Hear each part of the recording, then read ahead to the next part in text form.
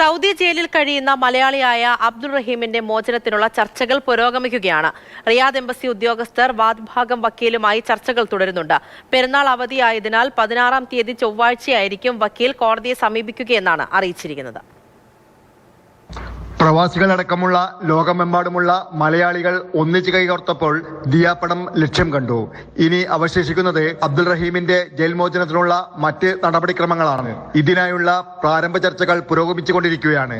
സ്വരൂപിച്ച തുക Indian embassy അക്കൗണ്ടിലെത്തിക്കുവാനുള്ള നടപടികളുടെ പാതയിലാണ്. എംബസി അധികൃതർ വാദി വിഭാഗം വക്കീലുമായി കൂടിക്കാഴ്ച നടത്തിയിട്ടുണ്ട്. പെരുന്നാൾ അവധി കഴിഞ്ഞ് കോടതി പ്രവർത്തനം ആരംഭിക്കുന്നതോടെ വക്കീൽ കോടതിയെ സമീപിക്കും. മരിച്ച കുട്ടിയുടെ കുടുംബത്തിനുള്ള ദിയാപ്പണം തയ്യാറാണെന്ന് വാദി വിഭാഗം വക്കീലിനെ അറിയിച്ചു കഴിഞ്ഞു.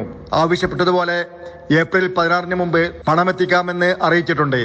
വക്കീൽ ഇത് സംബന്ധമായി ചൊവ്വാഴ്ച കോടതിയെ അറിയിക്കും. അതോടൊപ്പം മരിച്ച സൗദി കുട്ടിയുടെ കുടുംബവും ദിയ സ്വീകരിച്ച് മാപ്പ് നൽകാൻ തയ്യാറാണെന്ന് കോടതിയെ അറിയിക്കേണ്ടതുണ്ട്. 1 മാസത്തെ അപ്പീൽ സമയപരിധിക്ക് ശേഷം സുപ്രീം കോടതി അബ്ദുൾ റഹീമിന്റെ വധശിക്ഷ റദ്ദാക്കുന്നതോടെയായിരിക്കും മോചനത്തിനുള്ള വഴി തെളിയുക. അതോടൊപ്പം ശേഖരിച്ച ദിയാപ്പണം കുടുംബത്തിന് കൈമാറുകയും ചെയ്യും. Jafar Ali Palakkode, Mathrubhumi news, Saudi Arabia.